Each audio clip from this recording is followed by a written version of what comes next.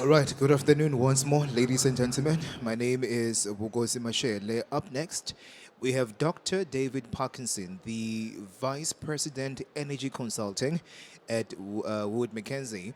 The title of his presentation is Maintaining Exploration Relevance. Dr. Parkinson, over to you. I don't mind Dr. Mackenzie. That sounds okay, actually. So It sounds very cool. It does sound very cool, doesn't it? I might think of that in the future. Well, perfect. Well, I have a star-studded audience in front of me here. So thank you very much for turning up. Okay, you can make some noise. Here we go. We got other people coming in. Perfect. So just as introduction to everyone, Dr. David Parkinson, as introduced. So I work in the upstream and energy consulting business at Wood Mackenzie. My primary role within that business is really helping on the advisory side, helping companies and then particularly the exploration groups within companies kind of navigate the overall kind of exploration world from the commercial perspective, strategies and outlook and so on. So what I wanted to talk about was kind of the relevance of exploration for Africa today, really, and just put it all into context. 4 areas I was going to go through. The first, as you can see on the slide, is, well, the fundamental question we get all the time, why explore? Is there a need for exploration? So we'll tackle that one. Then I'm not going to tell you, unfortunately, where exactly the opportunities lie, but we'll look at kind of what has been the kind of key movements in exploration and the relevance of Africa in terms of where the opportunities lie. Then we start to move into kind of, does Africa have what it's required to attract exploration investments? And then finally kind of bringing it all together. So if I skip through to the first, so we're asking the question, what is the role of exploration here? So if you look at these 2 slides, this is our view. It's not our latest view, which came out last week, but this is our pretty much our latest view in terms of oil supply and gas supply and the associated demand with that. What we've actually put on here, because this quite often gets a little bit confused when we talk about this, we've put the supply that we know will pretty much come to market. So all of the area. That's not going to work. All of the area that you can see here is supply that will come to market. So that's either from on-stream fields that we know are being developed, or fields that are likely to be given FID in the next year or 2. You'll see an awful lot of white space there. That white space is a supply gap. That's what the industry needs to fill to fulfill demand going forward. It looks huge. It's not as huge as that because there's additional reserves that come from existing fields. There's existing discoveries that are going to come in, but there's also prospective resources and exploration. So the reason we show it, or I'm showing it like this, is effectively, the job of a modern day oil and gas company is to bring the best barrels to the market that it can. And if exploration can bring better barrels than existing barrels in the portfolio, that's the thesis for why there is still attraction for exploration today. It's improving the quality of the portfolio for a company, for the planet. And I think this goes on to explain some of this. Put some numbers on this. In terms of oil, there's 600 billion barrels that needs to be produced, and this is out to 2050. And then some 400 billion barrels oil equivalent of gas out to 2050. So big numbers we're talking about. That is the kind of playing field potentially for exploration. And then we bring in this concept on the right-hand side, the advantage barrel. And this is what I was talking around in terms of the opportunity or the place for exploration. So you'll see IEA talk about, well, we've already got enough barrels. Yeah, we might do. But are those barrels the best barrels? Are those barrels the most attractive barrels? Can better barrels be brought to the market? And our thesis is yes, they can. So you've got this concept of advantaged resources and disadvantaged resources. Now, you can argue what is the break even or the threshold for advantaged versus disadvantaged, but for the purposes of this exercise, we have said that anything with greater than 20 kilograms of CO2 per barrel or a break even of greater than $40 per barrel Brent is disadvantaged. Disadvantaged financially, disadvantaged from environmental sustainability standpoint as well. And you can see that an awful lot of the barrels that can come into the supply mix are in that right-hand column called disadvantaged resources. So, the exploration today can go out, can find new resources, can displace those disadvantaged resources to bring the required energy to the planet in a better, more sustainable way. And that's a message that we talk to clients quite a lot about, sometimes a little bit hard to get through. It's a bit of an oxymoron, sort of drill to get better resources and so on.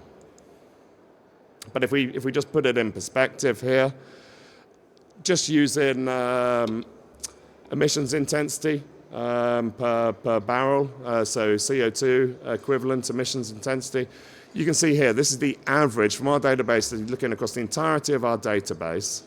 We look at mature fields. The average emissions intensity from mature fields is around about 40 tons per 1,000 barrels oil equivalent, or 40 kilograms per barrel. Midlife opportunities around about 30. So these are fields that are in production. Pre-production, we drop down to 20, and the same for undeveloped. So pre-production is ones that have got FID, yet to come to market.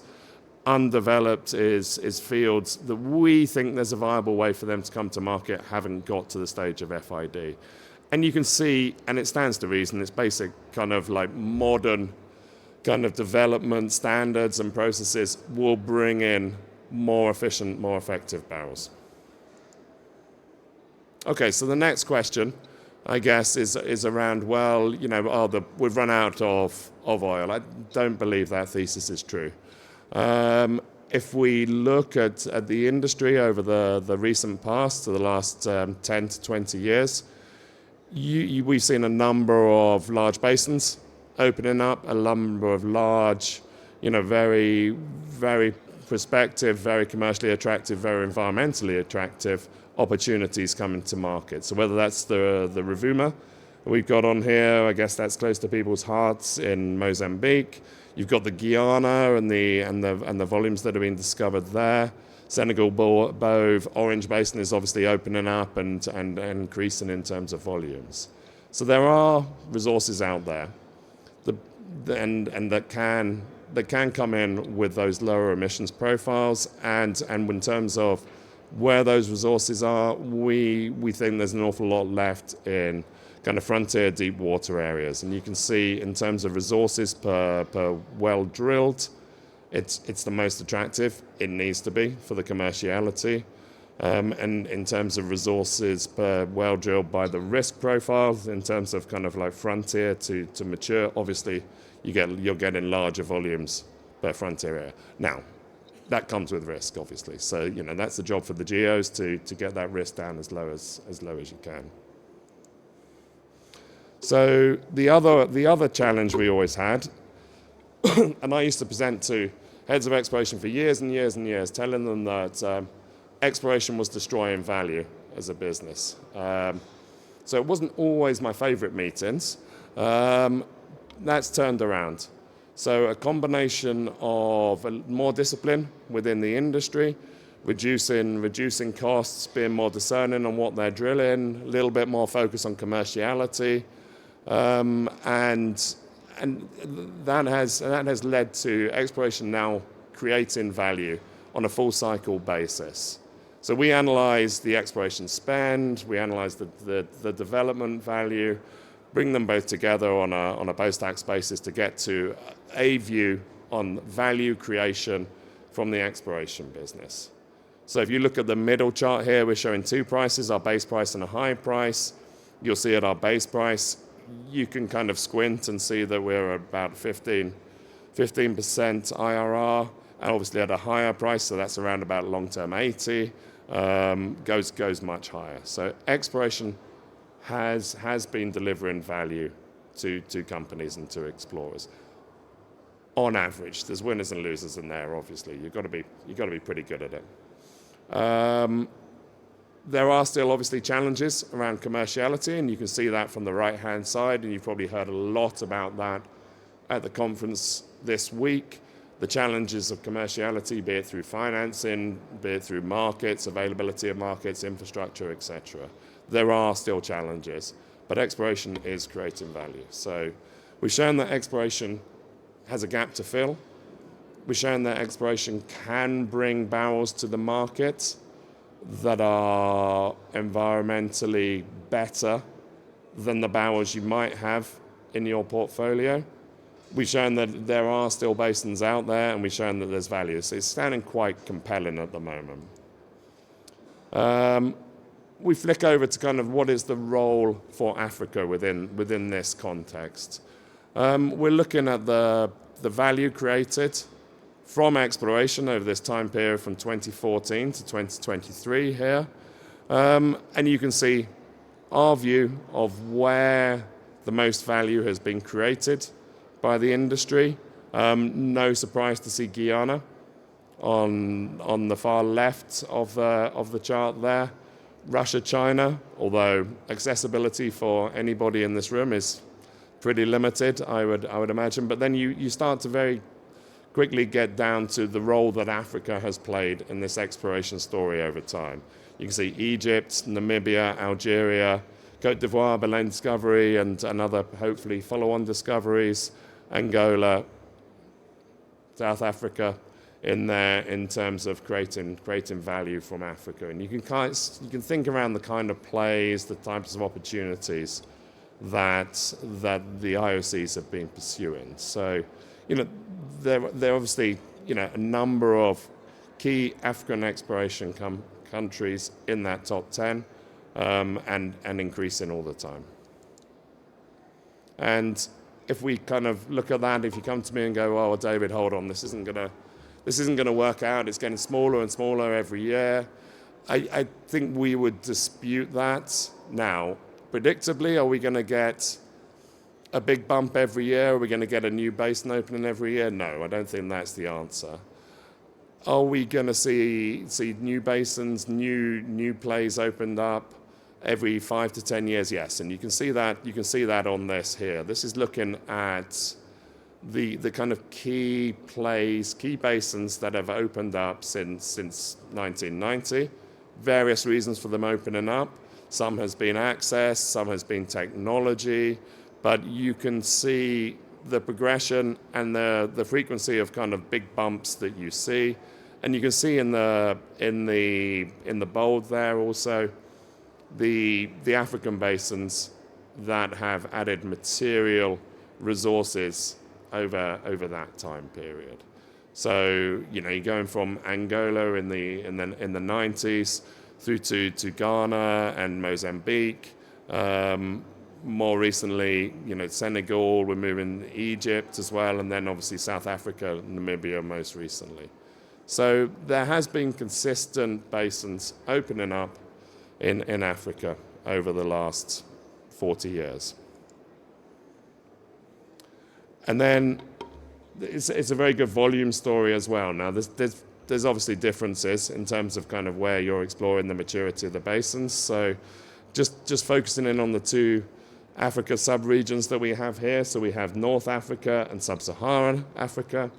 North Africa, mature, so you're seeing that reflected in the smaller average kind of discovery size that you get there, but delivering quite a lot of value. It ties very easily into infrastructure, hence that's flowing through to value. Sub-Saharan Africa, on the other side, flip side, largest average discovery size for this time period that we're looking at, once again 2014 to 2023, feeding through to value. But there's obviously, a large amount of that volume that still needs to find a market, still needs to find a commercial solution. Okay, so that's all good news. I guess this is where the challenge comes in. for any host government in anywhere in the world. The exploration business is much smaller than it was 10 years ago. So 10 years ago, where you remember the exploration business was destroying value, was much, much bigger.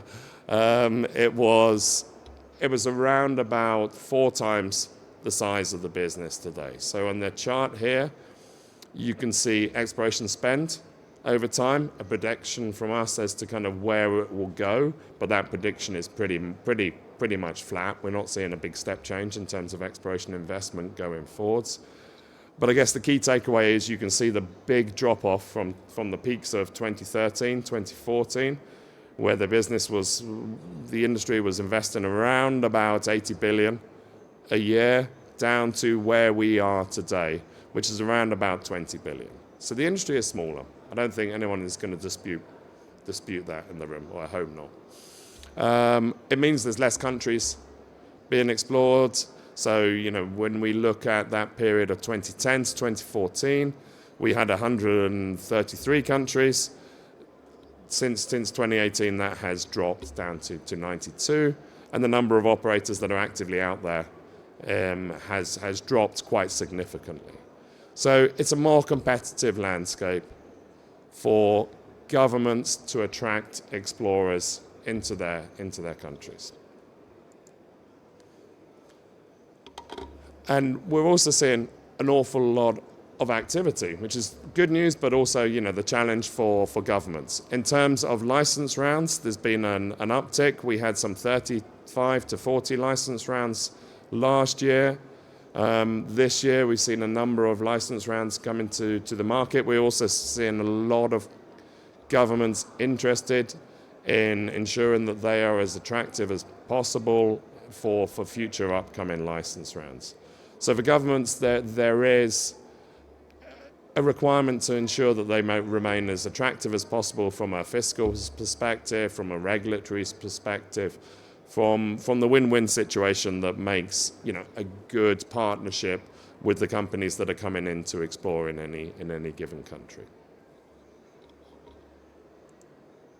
Okay, so what does it take to remain relevant in exploration today? There's lots of different ways you can slice and dice this. I heard someone simplify it very much by what they're looking for is best rocks, best fiscals, execution with pace. And effectively, that is an advantaged barrel.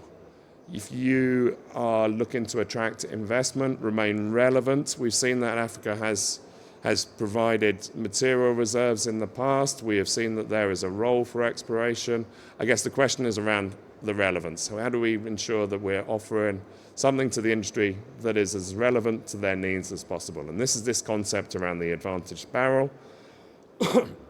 And so just to define all of the elements, and you can argue with the elements, there might be more elements, there might be less elements than we have up here. We've looked at this, we said there's kind of 4 key objectives for an advantaged barrel, and therefore what is being offered to the industry. It has to be resilient with a low cost of supply. Now, some of that will come from the rocks. You can't change your rocks. You can change the understanding of what you've got, but you can't change your rocks. Your rocks are your rocks. But there's also, in terms of that low cost of supply, there has to be infrastructure, there has to be supply chains, there has to be appropriate fiscal terms. So in terms of ensuring that you are resilient to fluctuating cycles, then low cost of supply is key. We've talked a lot about the sustainability. So there is requirements to show that companies can come in and develop in the most sustainable way, the most attractive way of modern development today. So whether that's through the facilities themselves, new facilities, thinking of electrification, reducing the emissions, even sequestration available for companies. Sometimes tied in, not always, not 100%. Predictability. If you speak to my colleagues who work very much on the fiscal aspects, they will tell you, a high government share is not always a bad thing. The worst thing is fiscal stability or fiscal instability. Sadly, I come from the UK. We'll have a moment's pause. Stuart, you know what I'm talking about. You're living in the UK. And the biggest challenge for the UK has been fiscal instability, and we're seeing that now play out in a very, very, very clear way. So predictability in terms of, a key criteria, that might be through the subsurface knowledge, that might be through above ground security, that is certainly through stability of fiscal terms in terms of getting the best out of your acreage. And then finally, there's this execution with pace element. So it's got to be timely. Early payback, or it's got to appeal to kind of the metrics that are the investment metrics that are used today. Now, they will vary by company very much and across the board in terms of both the costs, in terms of the emissions, in terms of what payback means. But there has to be an area where the investors going into a basin can see the realistic kind of returns in the time frame that they need to see. So this is all of the elements that it kind of takes to remain relevant for competition in today's market. Okay, so that's just my last slide is summarizing this. Now, explorers are famously optimistic, and I think they have to be. So obviously we've fulfilled all of the criteria that we set out at the beginning of the talk. So we still believe exploration has a key role to play in satisfying future oil and gas demands. Not necessarily, we don't need all those barrels, but it gives the option of bringing in better barrels. We've shown that Africa still remains one of the standout regions in terms of both exploration success, providing material volumes, providing basin opening opportunities. In terms of the governments, now I guess this is the tick because you need to be as competitive as possible, but it is competitive out there. The industry is much smaller than it used to be. So it's kind of a maintaining relevance, but our view is that all of the elements are there, and we've given a kind of template for what it takes to offer attractive advantage barrels, and we think that yes, I guess the thesis is the relevance of exploration for Africa, very, very relevant today, still very attractive proposition to companies. I'll pause there and throw it open to any questions from the floor. Thank you so much, Dr. Parkinson. Do we have any questions for him? Thank you.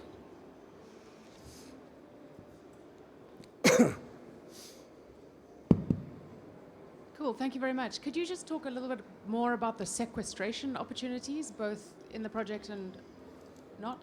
Yeah, no, exactly. We came out with the concept a few years ago of kind of trying to look at the intersection of all of these elements in terms of basins that offer material opportunities, basins that offer sequestration opportunities. And we came out with the concept of kind of basins around the world that could offer this. Not 100% clear on a new basin that is opening up. I think obviously that's a very long way down the line in terms of sequestration opportunities. But if you look at some of the more recent developments, there is a requirement to ensure carbon neutrality on some of those developments and offsets elsewhere. If that comes in part and parcel with the opportunity at hand, if we look outside of Africa but to Asia, Langlaba in Sarawak, for example, that is being developed alongside sequestration of the CO2 that comes from the gas stream, potentially leaving opportunities for further sequestration of emissions, decarbonising different fields or different industries. So it's not 100% a given. There's actually not that many places where it kind of works hand in hand with material exploration. but it's just one of the elements that can make a basin and opportunity more attractive, if that makes sense. Is it carbon capture and storage that you're talking about? Yes, sorry, it is carbon capture and storage I'm talking about. Yes.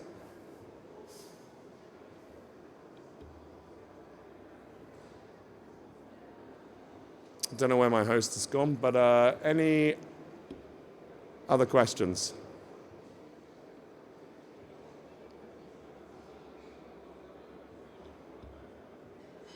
We'll just digest him post-lunch. Perfect. Okay, I'll leave it there. Well, thank you very much for your time. Yeah, good to see you all. And it wasn't just you, Nick.